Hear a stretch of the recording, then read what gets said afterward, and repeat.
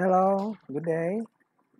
How are you? I hope you are in good health. Yeah. Don't take this as vacation. So you should keep study hard, continue your final project, and then the other else. Yeah. I just filming from my home. So I just finished my first subject for video about design offshore pipelines. With material subject is Span and fatigue analysis.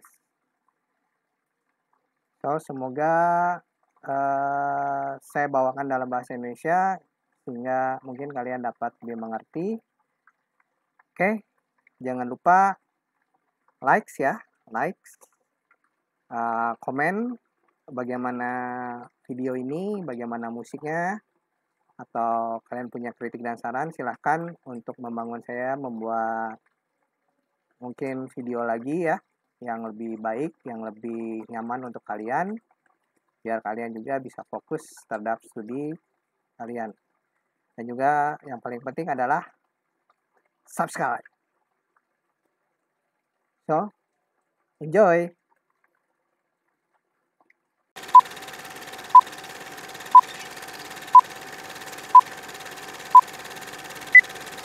Kuliah pipa bawah laut kali ini saya akan membahas mengenai free span dan fatigue analysis.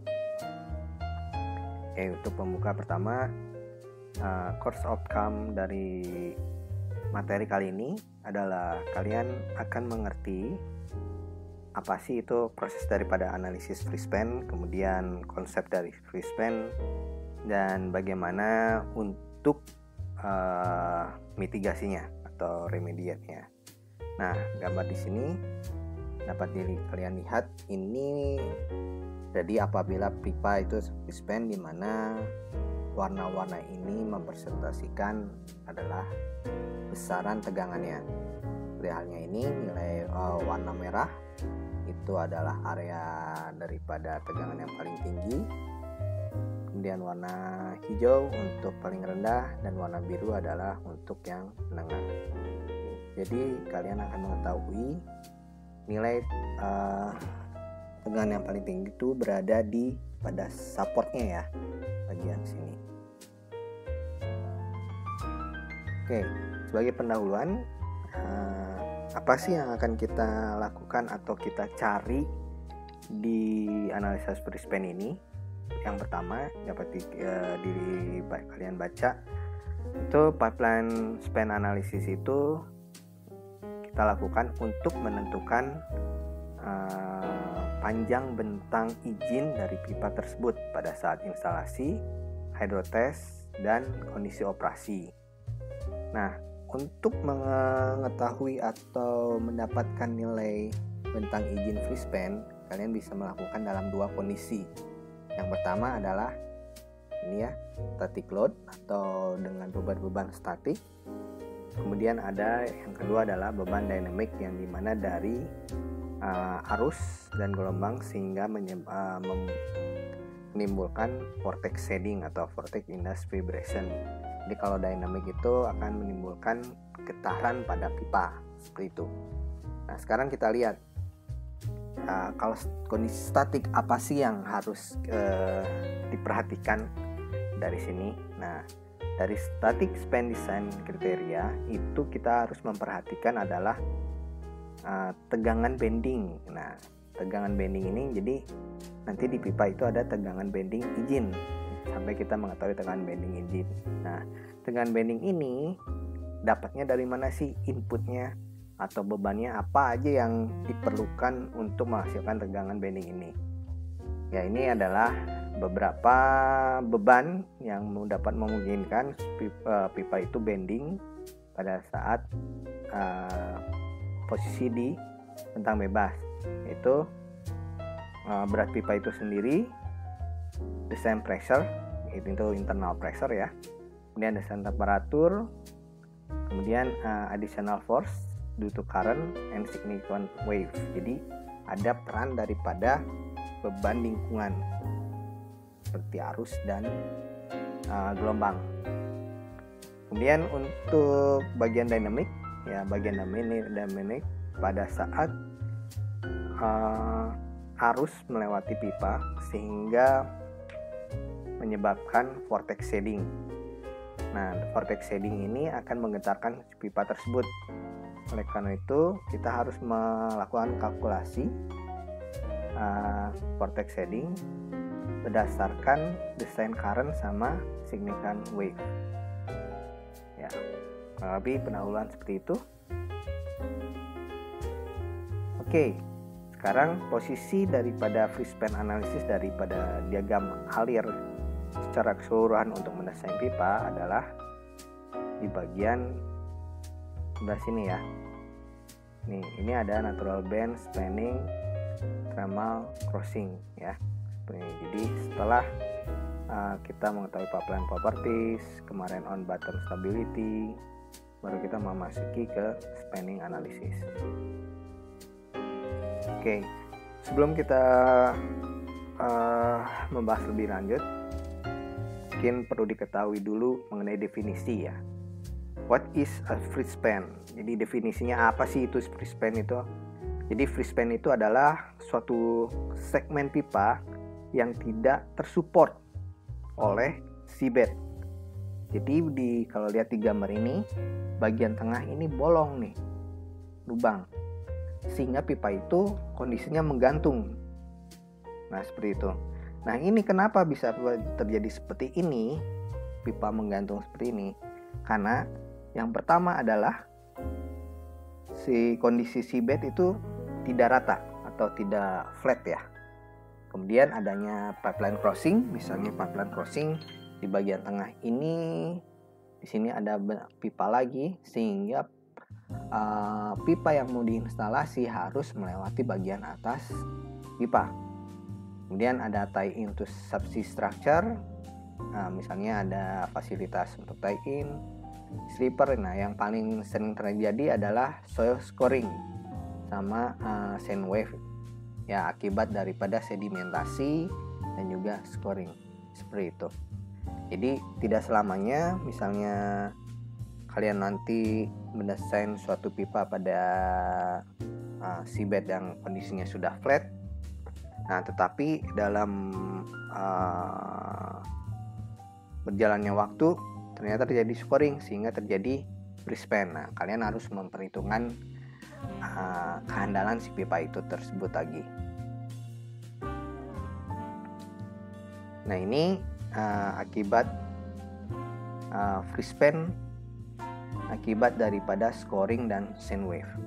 Nah, kira-kira apa sih failure mode yang dapat terjadi apabila pipa tersebut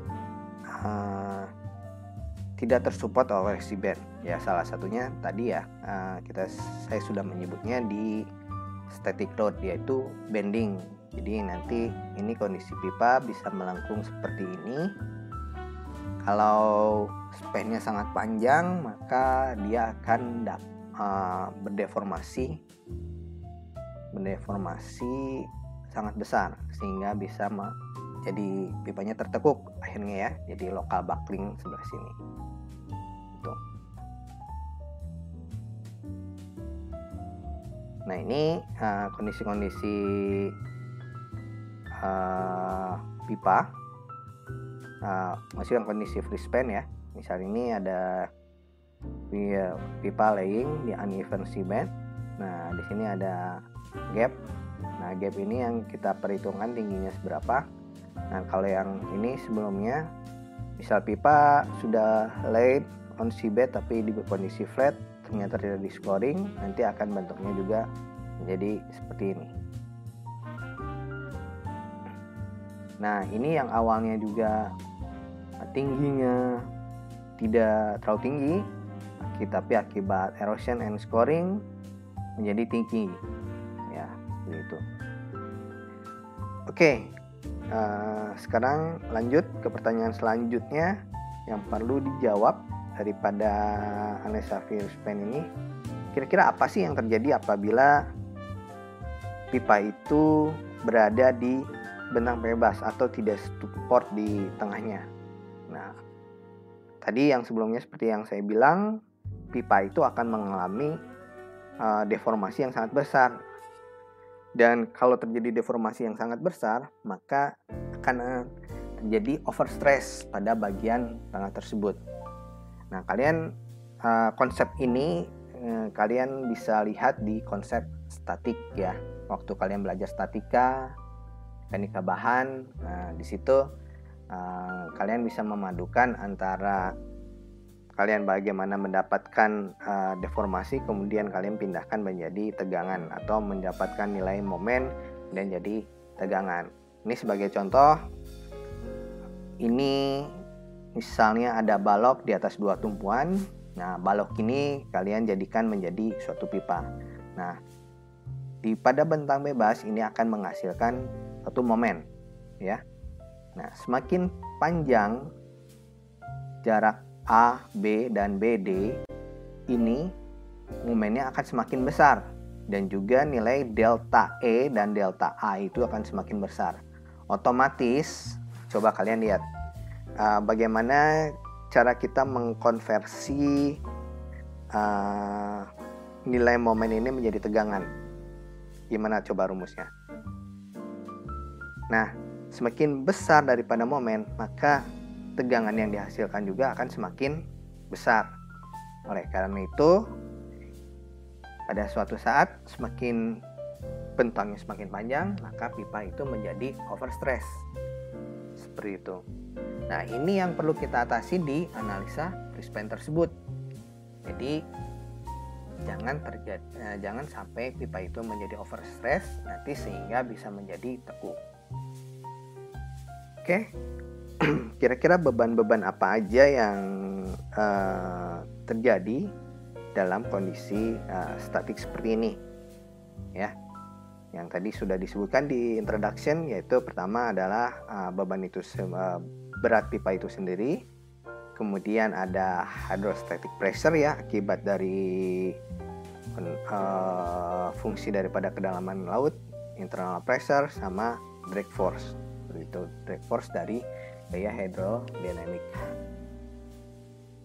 Oke, untuk kondisi dinamik, tadi kan saya sudah membahas untuk kondisi statik. Nah, kondisi dinamik adalah yang paling membahayakan apabila suatu arus melewati pipa sehingga menimbulkan vortex induced vibration. Apa itu vortex induced vibration? Sebenarnya dapat dilihat di gambar ini ya, simulasi ini. Pada saat arus itu melewati pipa, nah di sini ada komponen-komponen kecil yang menggentarkan pipa, sehingga pipa itu kalau dilihat di sini kan naik dan turun, dan juga bisa terhadap gaya horizontal.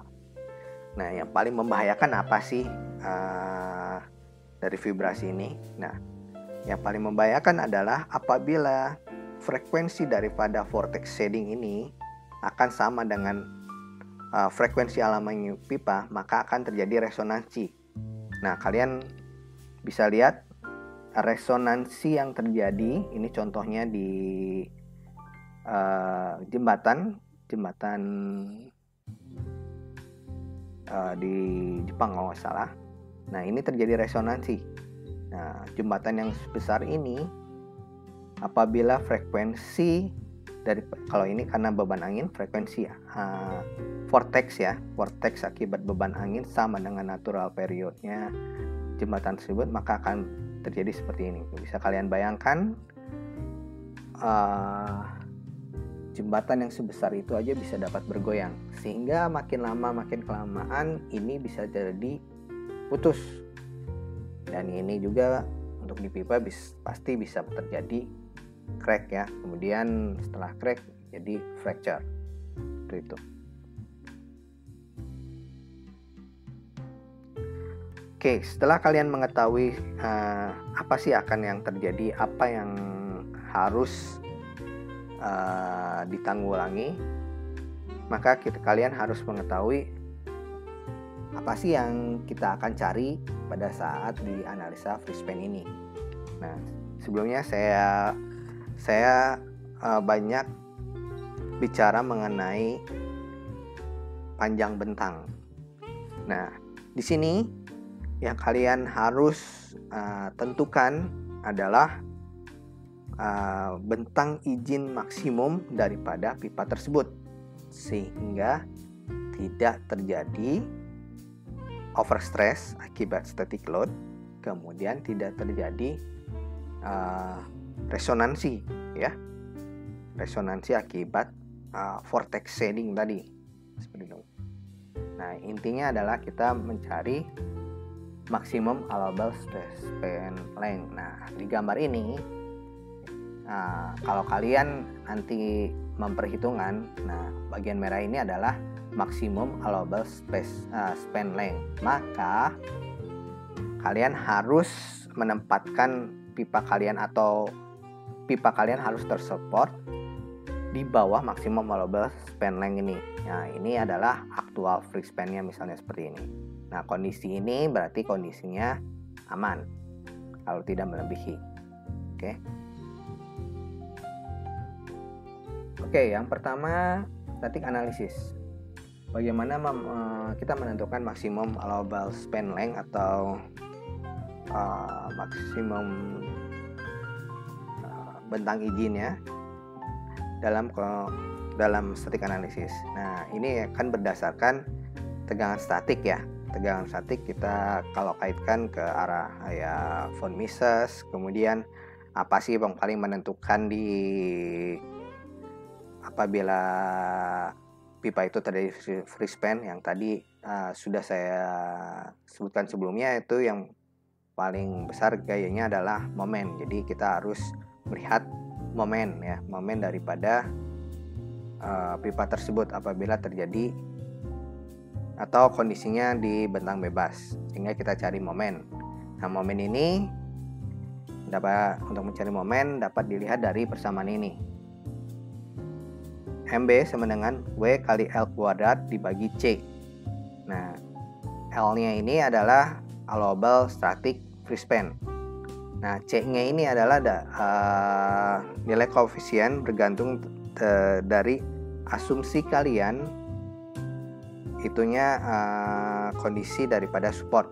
Misalnya 8 itu adalah untuk pin sama pin condition, artinya sendi sama sendi ya supportnya.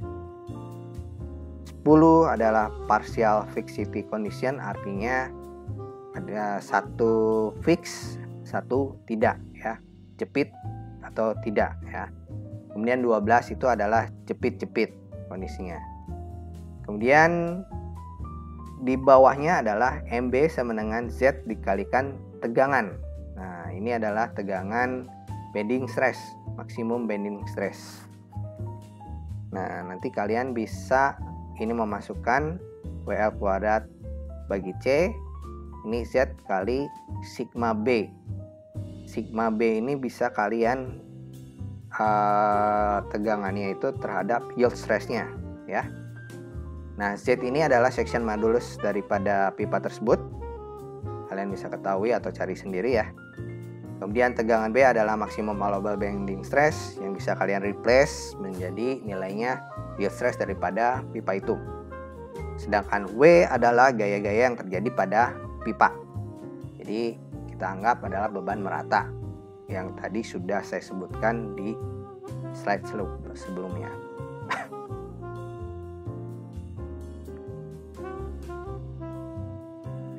Yang tadi persamaannya untuk menentukan maksimum allowable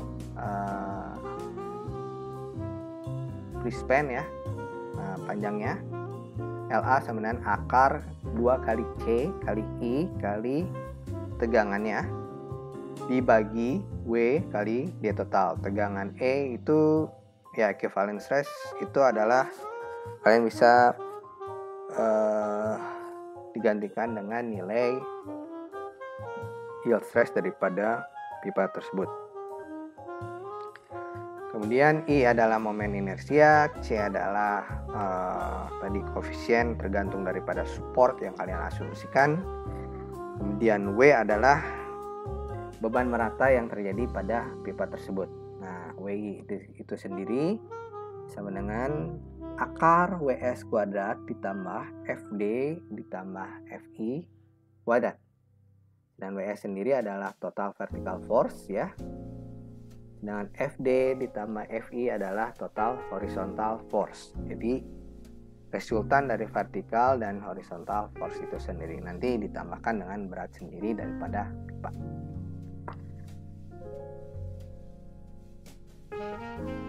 Oke, untuk dalam static analysis kita bisa asumsikan pipa itu adalah fully restrained pipeline. Misalnya adalah jepit sama jepit ya. Ini akan menghasilkan bentang yang paling kritis di situ. Kemudian the allowable bending stress due to span effect ditentukan dari von Mises equation ya. Jadi tegangan von Mises artinya semua arah atau ekivalen tegangannya. Kemudian allowable bending stress ini kalian harus memperhitungkan juga akibat dari internal pressure, curvature, and temperature effect. Seperti itu. Jadi harus ada tekanan internal, kemudian ada efek daripada temperatur. Okay, the pipe stress must not exceed the allowable combined stress in all condition. Ya, jadi tidak boleh melebihi semua kombinasi tegangan dalam semua kondisi ya. Tadi kondisi instalasi, operasi, hydrotest. Nah, seperti itu. Oke. This allowable stress are used in the static span calculation to determine the allowable span length with self weight and 1 year and 100 year environmental loading. Nah, nanti perbedaannya adalah di kalian menentukan periode ulang arus laut, yaitu periode ulang 1 tahun, gimana periode ulang 100 tahun. Nah, ini impactnya ke arah hydrodynamic force ya. Gitu. Oke, ini adalah safety factor atau design factor di mana allowable combined stress pada saat instalasi adalah 72% daripada SMWS atau daripada yield stressnya. Hydrotest adalah 90% daripada SMWS atau yield stressnya, dan operation adalah 90% daripada yield stressnya. Jadi hydrotest dan operation itu nilainya sama. Oke, sekarang bagaimana dengan dynamic analysis?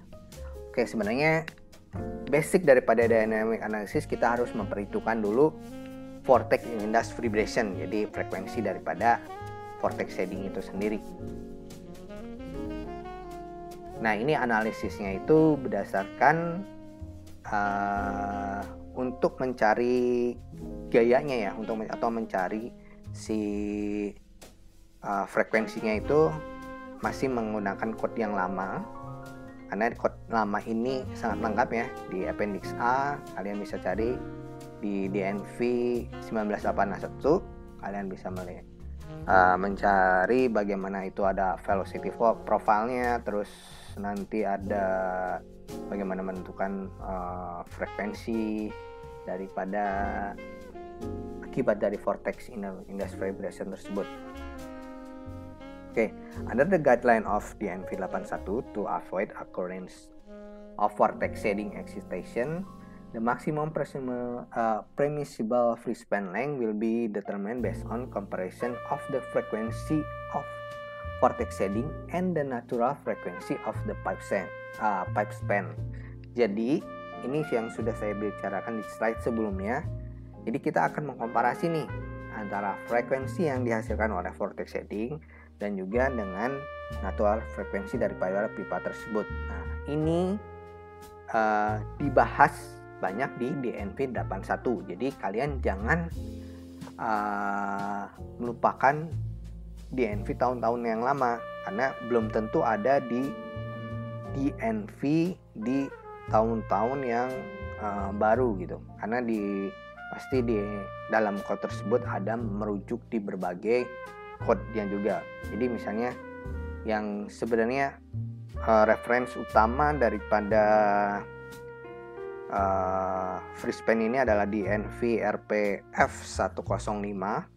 Nah, di 105 ini dia akan mengkoneksikan di berbagai macam code di DNV-nya juga. Mungkin ada DNV E305 juga yang membahas kemarin on bottom stability, nanti juga ada DNV 1981. Jadi masih saling berkaitan ya untuk mencari critical pipeline FreeSpan length. Nah, gitu. Under resonance condition. Nah, jadi kalau misalnya vortex shadingnya itu sama dengan natural frequency, maka terjadi resonansi. Sustained oscillation can be exit and the pipeline will oscillate at a frequency. Nah, jadi osilasi itu akan menyebabkan fatigue terhadap pipa. Jadi pipa itu kalau bergerak terus, ada getaran, pipa tersebut akan menjadi lelah sehingga nanti akhirnya menjadi crack dan juga fracture atau pecah nanti ya. Eventually lead to catastrophic failure. Catastrophic failure, pipa tersebut menjadi pecah. Oke. These oscillation are normally ada dua ya.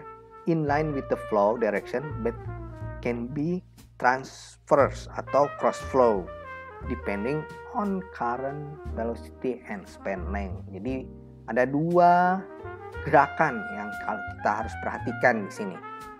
Osilasi ini. Pertama adalah inline, jadi searah dengan gerakannya arus atau horizontal, tapi bisa juga cross flow atau naik turun secara vertikal. Nah, seperti ini ya. Di sini bagaimana kita menentukan frekuensi daripada vortex shading tersebut. Jadi Fs sama dengan S dikali UC dibagi D. Fs sendiri ada vortex shading frekuensi, S ada Strouhal number. Jadi nanti ada grafiknya yang kalian harus plotkan. UC adalah design current velocity, D adalah pipe outside diameter. Nah, ini gambaran di sini, gambaran mengenai dua osilasi tadi. Pertama adalah inline flow vibration yang tadi searah terhadap current dan wave. Nah, jadi dia bergeraknya horizontal. Nah, seperti ini, horizontal putarannya. Dan satu adalah cross flow vibration. Jadi dia bergerak secara vertikal. Nah, bentuknya seperti ini. Oke. Strouhal number is dimensionless frequency of vortex shading and is a function of the Reynolds number. Nah, jadi Strouhal number itu fungsi daripada Reynolds number. Nah, Reynolds number ini juga dimensionless parameter yang mewakili rasio daripada inertial force to viscous force. Jadi rumusannya adalah Reynolds number adalah UC tadi ya, velocity dikalikan outside diameter dibagi dengan viskositas. Nah, viskositas ini adalah nilainya 1,2 kali 10 pangkat 5 feet kuadrat. Nah, ini untuk biasanya umum digunakan untuk air laut ya, gitu.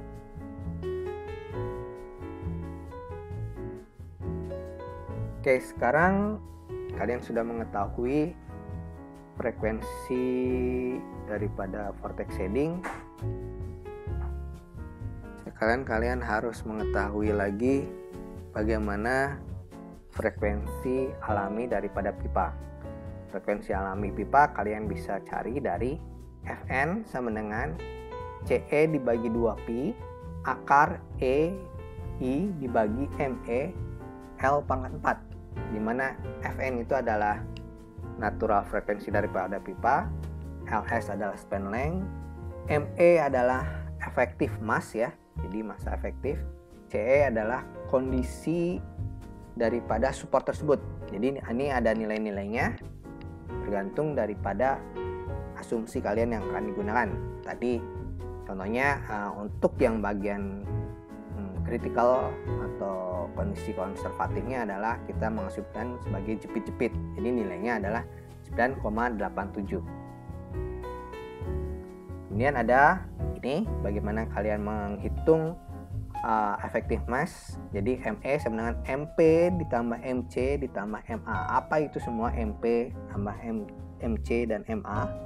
Ini ya, MP itu adalah unit mass of pipe including coating. Jadi ada coatingnya. MC adalah unit mass of content. Jadi berat daripada konten daripada pipa tersebut. MA adalah added unit mass. Bagaimana kita mencari MA? MA adalah Pi D kuadrat kalikan Rho bagi 4. Sebenarnya ini adalah massa daripada fluid ya. Rho itu adalah mass density of fluid around the pipe. Seperti itu. Jadi ini sekitar pipanya. D-nya adalah outside diameter.